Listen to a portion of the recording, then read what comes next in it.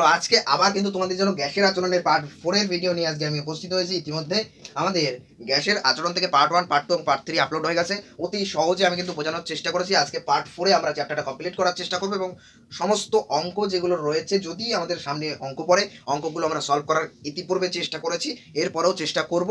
আর describe ভাবে পুরো chapter অঙ্ক কোশ্চেনগুলো শান্তনু দাদা তোমাদের প্রোভাইড করবে, আমি তার সাথে আছি। আমিও কিছু কোশ্চেন নিয়ে তোমাদের সাথে সাথে মাঝে মাঝে চলে আসবো। ভৌত বিজ্ঞানের দায়িত্ব আমার হাতে। তো চলো গ্যাসের আচরণের পার্ট 4 এর ভিডিও আজকে শুরু করা যাক। এখানে তোমাদের বয়েল, চার্লস এবং আর কে রয়েছে না অ্যাভোগাড্রো।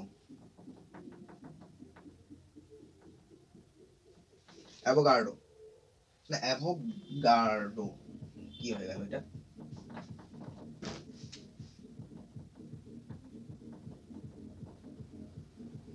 অ্যাভোগাড্রো সূত্রের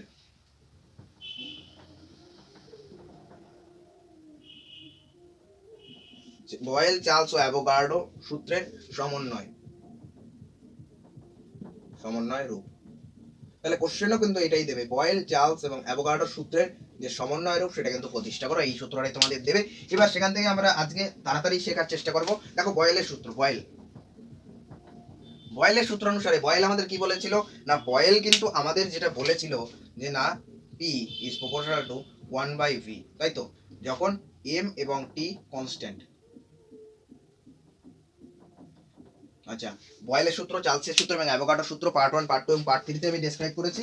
তাহলে সেখান থেকে আগে কিন্তু এটা দেখে আসতে পারো, না হলে কিন্তু এই চ্যাপ্টারটা বুঝতে পারবে না। মানে আজকে যেটা পড়াচ্ছি সেটা বুঝতে পারবে না।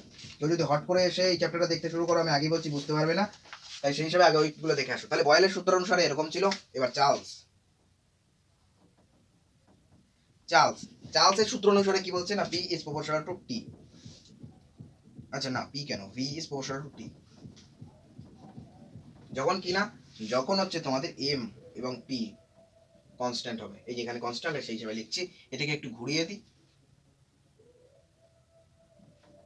তোমরা ভাবতে পারো অ্যাকচুয়ালি একই কথাই তো ছিল। আবার অনেকে ভাবছো যে না, একই কথা কিভাবে হয়, আমি বলে দিই। মানে V is proportional to 1/p, এর মানে কি ভি বাড়লে পি কমে, আবার পি কমলে ভি বাড়ে। একই রকম ভাবে P is proportional to 1/v, এই দুটো কথা কিন্তু সেম।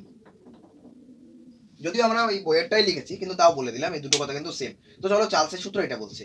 আর অ্যাভোগাড্রো সূত্র, অ্যাভোগাড্রো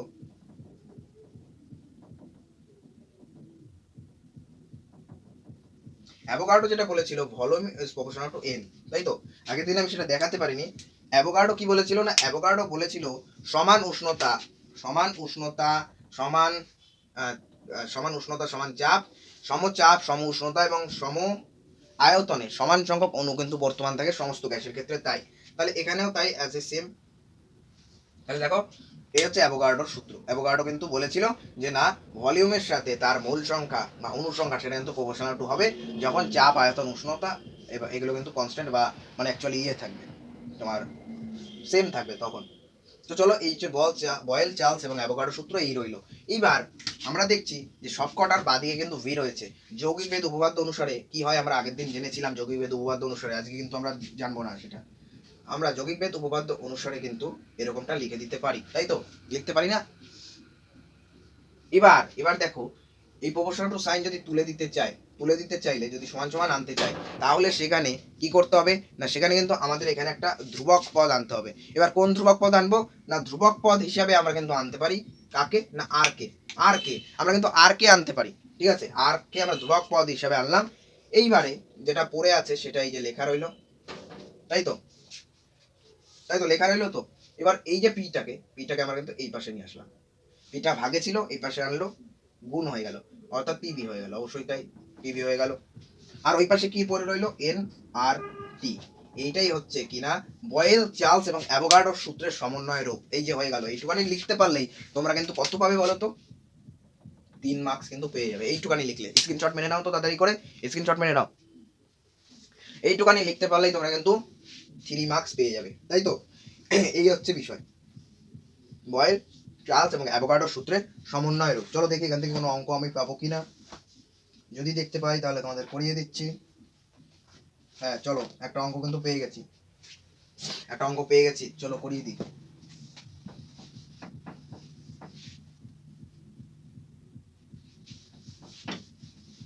চলো অঙ্কটা কি বলছে।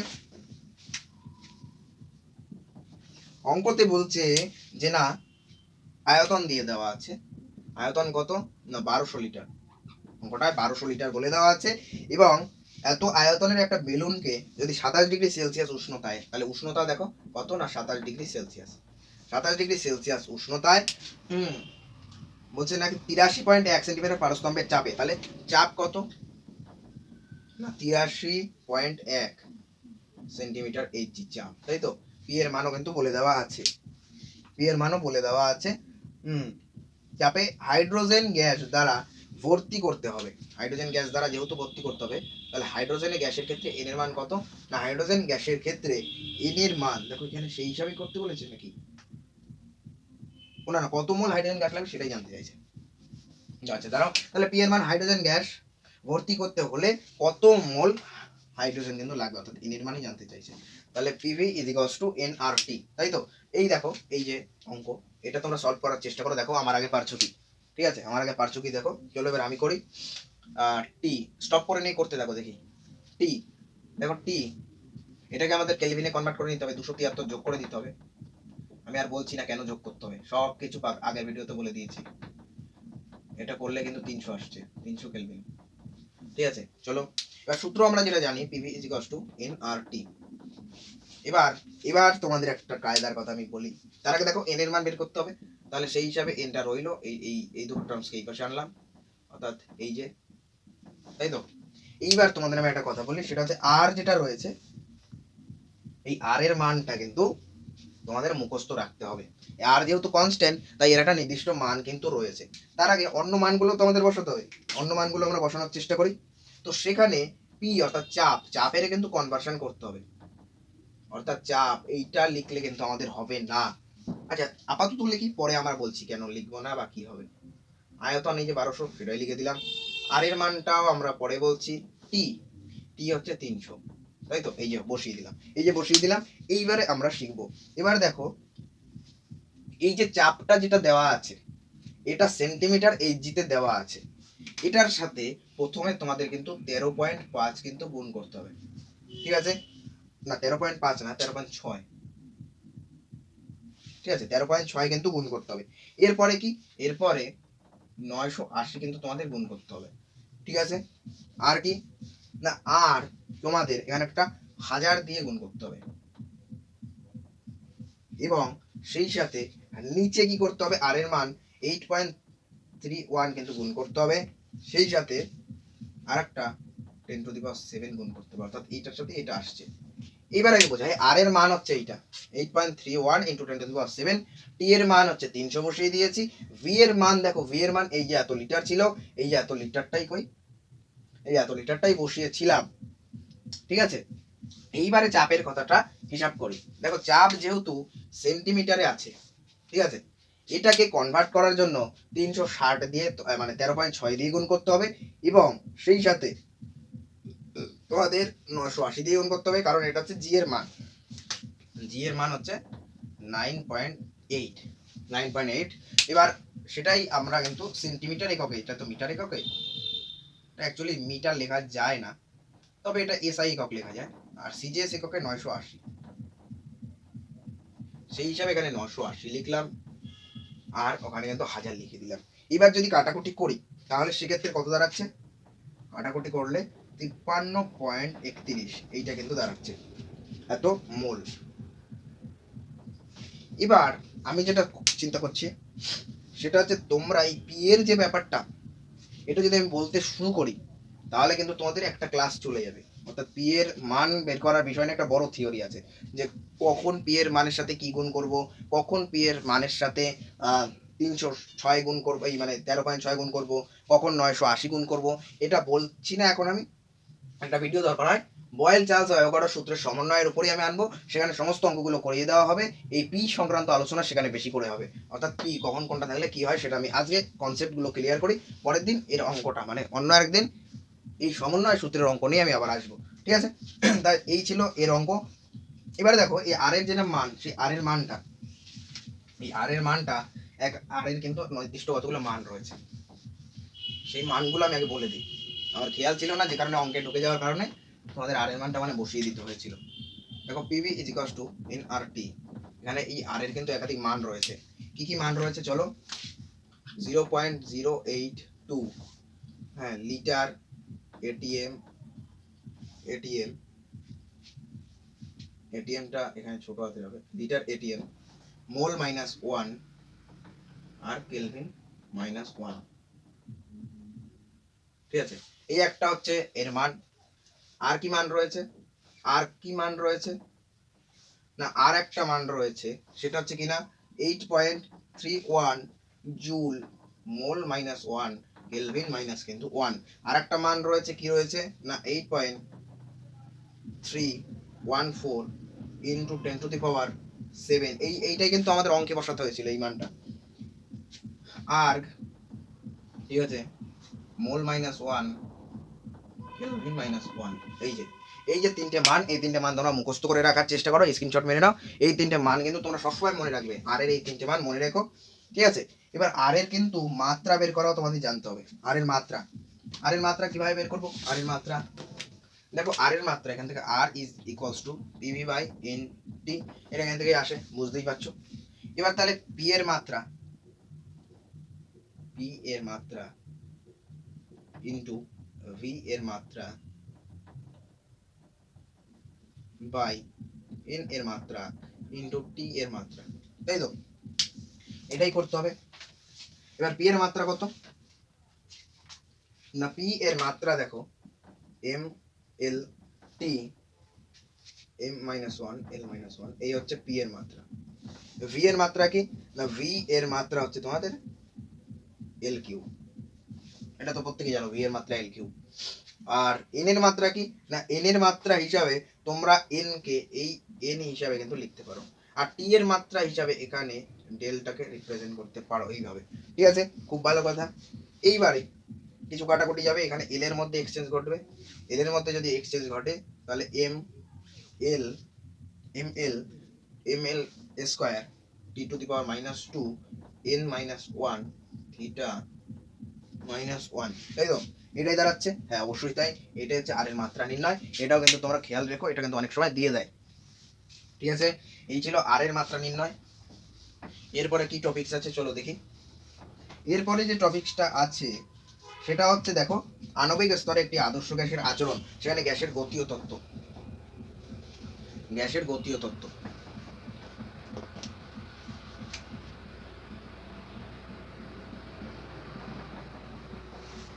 গ্যাসের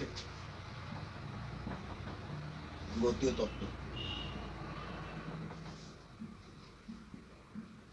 গ্যাসের গতীয় তত্ত্ব যেটা বলছে, দেখো গ্যাসের এই যে আদর্শ গ্যাসগুলো যেগুলো রয়েছে, সেই আদর্শ গ্যাসগুলো কতগুলো জিনিস কিন্তু মেনে চলে, অর্থাৎ আদর্শ গ্যাস এই বেসিক কথাগুলো মেনে চলে, অর্থাৎ আদর্শ গ্যাসের বেশ কিছু বৈশিষ্ট্য রয়েছে, যে বৈশিষ্ট্যগুলো আদর্শ গ্যাসের যে কোনো অণুই হোক না কেন তারা কিন্তু এটা মেনে চলবে। এবার কি কি চলো আমি পড়ে শোনাচ্ছি।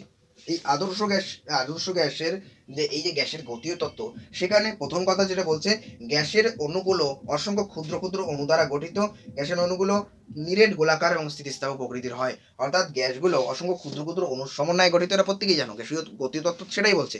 এগুলো জাস্ট মুখস্থ করে নেবে, মুখস্থ বা রিড করে নেবে একবার, তাহলেই হয়ে যাবে। এগুলো অত মানে বোঝার জিনিস না বলবো না, বোঝার জিনিস, কিন্তু বুঝে অতটা কাজ নেই, বুঝে কাজ নেইও বলবো না, বুঝে কাজ আছে, কিন্তু মানে বোঝার থেকে এখানে মুখস্থটা বেশি করতে হবে এই জায়গাটায়। মানে গ্যাসের গতীয় তত্ত্বটা পুরো ঢালা মুখস্থ করে নেবে। গতীয় তত্ত্ব বলছে গ্যাসের অণুগুলো অসংখ্য ক্ষুদ্র ক্ষুদ্র অণুর সমন্বয়ে গঠিত, এই গ্যাসের অণুগুলো একই রকম হয়, একই গ্যাসের অণুগুলো কি হয়, একই রকম হয়, অর্থাৎ অক্সিজেনের যে অণুগুলো সেগুলো একই রকমের হবে। গ্যাসের অণুগুলো বিন্দু ভর সদৃশ হয়ে থাকে এবং এর আয়তন পাত্রের আয়তনের তুলনায় অতি নগণ্য কিন্তু ধরা হয়, কিন্তু আদর্শ গ্যাসের ক্ষেত্রে এটা ধরা হয় না। আদর্শ গ্যাস, বাস্তব গ্যাসের ক্ষেত্রে এটা ধরানো হয় না। বাস্তব গ্যাসের ক্ষেত্রে গ্যাসের যেটা ভর সেটাকে কিন্তু গণ্য করা হয়, অর্থাৎ মনে করা হয় গ্যাসের একটা নির্দিষ্ট ভর আছে। কিন্তু আদর্শ গ্যাসের ক্ষেত্রে গ্যাসের গতীয় তত্ত্ব যেটা বলছে যে না, এদের কিন্তু ভরকে পাত্রের তুলনায় অতি নগণ্য কিন্তু ধরা হয়, অর্থাৎ পাত্রের ভরের তুলনায় গ্যাসের অণুগুলোর ভর খুব খুব খুব খুব কম ধরা হয়, যে কারণে ওটা বাদ দিয়ে দেওয়া হয়, যে না ওর ভরই নেই, সেই হিসাবেই ধরে নেওয়া হয়, ঠিক আছে। তারপরে কি বলছে না, গ্যাসের অণুগুলোর মধ্যে আকর্ষণ বা বিকর্ষণ বলের মান কিন্তু নেই। ঠিক আছে, বা আকর্ষণ বিকর্ষণ করে না, গ্যাসের গতি তত্ত্ব সেটাই বলছে। এছাড়া গ্যাসের অণুগুলো নিজেদের মধ্যে কিন্তু গতিশীল অবস্থায় ধাক্কাধাক্কি করে এবং একটা ধাক্কা খাওয়ার পর দ্বিতীয় ধাক্কা যখন খাবে, অর্থাৎ ধরো এই একটা গ্যাসের অণু কিন্তু গতিশীল অবস্থায় যাচ্ছে, আর এদিক থেকে একটা অণু কিন্তু গতিশীল অবস্থায় আসলো, ধাক্কা খেলো, খাওয়ার পর এ কিন্তু এদিকে চলে গেল, আর এ চলে গেল ধরা গেল ওই দিকে। ঠিক আছে, আর এদিক থেকে আরেকটা গ্যাসীয় অণু এসে আবার ধাক্কা খেলো, এই কিন্তু এদিকে চলে গেল। এবার এই যে একবার ধাক্কা গেল আর এই একবার ধাক্কা গেল, এই যে গ্যাসের অণুটা, এই যে ধাক্কা খাওয়ার মাঝখানে যে সময়টা, এই যে সময়টা বা এই যে পথটা, এই পথটাকে কি বলা হয়, মুক্তি পথ কিন্তু বলা হয়ে থাকে, এটা মাথায় রেখো। তারপরে এই যে গ্যাসের অণুগুলো রয়েছে, এরা কিন্তু কি করে, পাত্রের যে দেয়াল রয়েছে তার দ্বারা কোনো কিন্তু আকর্ষণ বা বিকর্ষণ বল ক্রিয়া কিন্তু করে না, অর্থাৎ এরা স্বতঃস্ফূর্তভাবে ছোটাছুটি করতে থাকে, কিন্তু নিজেদের মধ্যে আকর্ষণ বিকর্ষণ বল যেমন অনুভব করে না, তেমন পাত্রের দেয়ালের সাথে কিন্তু আকর্ষণ বিকর্ষণ বল অনুভব করে না। তারপরে কি বলছে, যে না এদের ক্ষেত্রে শক্তি বলতে গ্যাসের পরম উষ্ণতার সমানুপাতিক হয়ে থাকে। এদের যেটা শক্তি রয়েছে, এদের এনার্জিটা পরম শূন্য উষ্ণতা, অর্থাৎ পরম স্কেলের যে মানটা রয়েছে তার সাথে সমানুপাতিক। এছাড়া আরো একাধিক কথা রয়েছে, আমি বেসিকগুলো বললাম, চলো আরেকবার মনে করার চেষ্টা করি। গ্যাসের অণুগুলো যেগুলো রয়েছে সেগুলো পাত্রের ভরের তুলনায় অতি নগণ্য ধরা হয়, এদের মধ্যে আকর্ষণ বল নেই বললেই চলে, এবং এরা পরস্পর সংঘর্ষ দুইবার খাওয়ার আগের মুহূর্তটাকে যতটা পথ অতিক্রম করে তাকে মুক্ত পথ বলা হয়ে থাকে। এছাড়া এরা কিন্তু একই গ্যাসের অণুগুলো একই প্রকৃতির হয়, ক্ষুদ্র ক্ষুদ্র অণু সমন্বয় হিসাবে কাজ করে, পাত্রের দেয়ালে এরা কোনো আকর্ষণ বিকর্ষণ বল অনুভব করে না, পরস্পর কিন্তু ধাক্কা খায়, এবং এদের এনার্জি বলতে এদের এনার্জিটা পরম শূন্য উষ্ণতার সাথে কিন্তু সমানুপাতিক হয়ে থাকে। অবশ্যই তাই, এটা ছিল বিষয়। এবার দেখো, গ্যাস যে গতিশীল, গ্যাসের গতীয় তত্ত্ব কিন্তু তাই বলতে চাইছে, অর্থাৎ প্রত্যেকটা গ্যাস গতিশীল, গতীয় তত্ত্ব তাই বলছে। এবার গ্যাস যে গতিশীল তার সপক্ষে কি প্রমাণ আছে, দেখো তার সপক্ষে একটা প্রমাণ আছে, না দুটো প্রমাণ আছে, একটা না দুটো প্রমাণ আছে। প্রথম প্রমাণ হচ্ছে ব্যাপন। ব্যাপন কি না, ব্যাপন হচ্ছে ধরো এই একটা ঘর রয়েছে, তাই তো, এরকম আঁকছি কেন ঘরটা, এই একটা ঘর রয়েছে, ধরো ধরো এই একটা ঘর রয়েছে, এই ঘরের ভিতরে ধরো ঘরে একটা কানায় একটু আগুন ধরানো হয়েছিল। ঠিক আছে, তাহলে এই আগুন ধরানো হয়েছিল এবং এতে কিন্তু কোন একটা গন্ধ, ধরো, আচ্ছা আগুন ছেড়ে দাও, আগুন কেন ধরাবা, আগুন ধরানোর থেকেও ভালো এক্সাম্পল হচ্ছে ধরো ধূপকাঠি জ্বালানো হয় প্রত্যেকটা বাড়িতে, এই ধূপকাঠি ধরো জ্বালানো হয়েছিল। ঠিক আছে, এই ধূপকাঠির যে ফ্রেগ্রেন্সটা বা যে সুগন্ধটা সে কিন্তু সারা ঘরে ছড়িয়ে পড়ে। ঠিক আছে, সারা ঘরের লোক ছড়িয়ে পড়ে। এখানে ধরো একজন চৌকির উপর বসেছিল, এই যে এই জায়গাটায়, সেও কিন্তু এই গন্ধটা পেলো এত দূর থেকে এত দূরে। তাহলে সে গন্ধটা কেন পেলো, কারণ গ্যাস কিন্তু গতিশীল, তার যে গন্ধটা সেটা কিন্তু এক প্রান্ত থেকে অন্য প্রান্তে ছড়িয়ে গেল, গ্যাস তার গতিশীল ধর্মের জন্য এক প্রান্ত থেকে অন্য প্রান্তে, ঘরের এক প্রান্ত থেকে অন্য প্রান্তে চলে গেল, এই যে গ্যাসটা যে চলে গেল তাকে কিন্তু ব্যাপন বলা হয়। অর্থাৎ আমি ভালো ভাষায় যদি বলি, যে দুটো গ্যাস রয়েছে, যে দুটো গ্যাস কিন্তু পরস্পরের সাথে কোনো বিক্রিয়া করে না, এরা কিন্তু স্বতঃস্ফূর্তভাবে মিশ্রিত হয় এবং মিশ্রিত হয়ে এক স্থান থেকে অন্য স্থানে পরিবাহিত হয়। ঠিক আছে, গ্যাসের এই ধর্মকেই কিন্তু ব্যাপন ধর্ম বলা হয়ে থাকে। এই ছিল ব্যাপন। তাহলে ব্যাপনের মাধ্যমে কিন্তু গতীয় তত্ত্ব ব্যাখ্যা করা যায়। আর কিসের মাধ্যমে ব্যাখ্যা করা যেতে পারে, আর দেখো চাপের উপর কিন্তু, চাপ দ্বারা কিন্তু, যে দেখো পাত্রের দেয়ালে কিন্তু গ্যাসগুলো চাপ দেয়, তাই তো, চাপ, এই যে পাত্র ছিল, পাত্রের মধ্যে অণুগুলো ছিল গ্যাসীয় মলিকুলস, এরা কিন্তু পাত্রের দেয়ালে ধাক্কা মারছে, এই ধাক্কা মারাটাই তো প্রমাণ করছে যে না এরা গতিশীল, গতিশীল না হলে তো ধাক্কা মারতো না, এরা গতিশীল, অনবরত এদিক ওদিক ছোটাছুটি করছে তখন ধাক্কা মারছে, এইভাবে কিন্তু বোঝা যাচ্ছে যে না এরা কিন্তু পরস্পর গতিশীল। ঠিক আছে, তাহলে গ্যাসের চাপ থেকেও কিন্তু এটা প্রমাণ করা যায়। এবারে আর কি না, আর হচ্ছে আর একটা টপিকস রয়েছে, সেটা হচ্ছে আদর্শ গ্যাসগুলো বাস্তব গ্যাস থেকে, বা অর্থাৎ বাস্তব গ্যাসগুলো আদর্শ গ্যাস থেকে বিচ্যুত হলো কেন সেইটা। ঠিক আছে, বিচ্যুতি, বিচ্যুতি বলে পয়েন্ট করলাম, অ্যাকচুয়ালি কি, অ্যাকচুয়ালি হচ্ছে বাস্তব গ্যাস এবং আদর্শ গ্যাস যে তফাৎ, কি দ্বারা তফাৎ হলো, তফাৎটা হলো কি, একটা হচ্ছে প্রথম কথা হচ্ছে যে পাত্রের মধ্যে যে গ্যাসের অণুগুলো রাখা হচ্ছে তাদের ভরটা, তাদের যে ভর, পাত্রের যে ভর, সেই পাত্রের ভরের তুলনায় অতি নগণ্য কিন্তু ধরা হচ্ছে, কাদের ক্ষেত্রে, আদর্শ গ্যাসের ক্ষেত্রে, অর্থাৎ আদর্শ গ্যাসরা তাদের যে ভরটা হয় পাত্রের ভরের থেকে কিন্তু অতি নগণ্য ধরা হয়। বাস্তব গ্যাসের ক্ষেত্রে কিন্তু এমন ঘটনা ঘটে না, তাদের ক্ষেত্রে কিন্তু ভরটা পাত্রের ভরের থেকে কিন্তু মোটামুটি, মানে মানে ফেলে দেওয়ার মতো না, মোটামুটি ভরে কিন্তু থাকে, সেই জন্য কিন্তু এখানে একটা পার্থক্য আসে। আর দ্বিতীয় পার্থক্যটা কিসে আসে, দ্বিতীয় পার্থক্যটা যেটা আসে, যে পাত্রের মধ্যে যে গ্যাসটা রয়েছে তারা কিন্তু নিজেদের মধ্যে একটা আকর্ষণ বিকর্ষণ বল কিন্তু অনুভব করে, ঠিক আছে, এরা কিন্তু নিজেদের মধ্যে একটা আকর্ষণ বিকর্ষণ বল অনুভব করে। কিন্তু আদর্শ গ্যাসের ক্ষেত্রে বলেছিল গ্যাসের এই যে স্বীকার্য বিষয় অর্থাৎ গতীয় তত্ত্বের স্বীকার্য বিষয়, সেখানে বলা হয়েছিল যে না, এরা কিন্তু কোনো আকর্ষণ বিকর্ষণ বল অনুভব করে না। এই দুটো কারণে কিন্তু এরা বিচ্যুতি লাভ করছে, ঠিক আছে। আর একটা বেসিক কথা, আদর্শ গ্যাস এবং বাস্তব গ্যাসের মধ্যে পার্থক্য কি আছে সেটা, চলো এটাও আমরা বুঝে নিই। আমি এটা আগেই বলে দিয়েছিলাম, তাও বলে দিচ্ছি। আদর্শ গ্যাস আর বাস্তব গ্যাস, ঠিক আছে, পয়েন্টগুলো বলছি। একটা হচ্ছে দেখো, বাস্তব গ্যাস যেটা, আদর্শ গ্যাস যেটা রয়েছে সেটা পিভি ইজিক্যালস টু এনআরটি এই সূত্র মেনে চলে। বাস্তব গ্যাস কিন্তু এইটা মেনে চলে না, এটা কিন্তু প্রথম কথা। দ্বিতীয় কথা কি বলছে, এদের মধ্যে কিন্তু কোনো আকর্ষণ নেই, আকর্ষণ নেই, কিন্তু এটা আকর্ষণ রয়েছে। দ্বিতীয় কথা কি বলছে, ভর,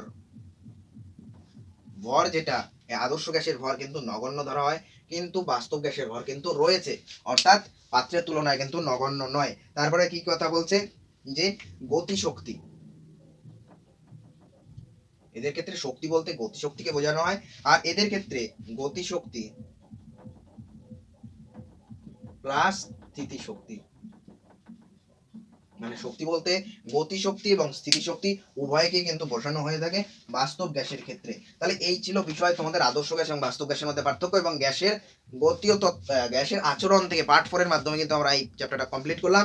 তো তোমরা দেখলে কিভাবে চ্যাপ্টারটা কমপ্লিট করলাম অতি সহজে। কেমন লাগলো ভিডিওটা কমেন্ট করে জানাও, বন্ধুদের কাছে শেয়ার করে দাও। তো চলো আজ এই পর্যন্তই, টাটা।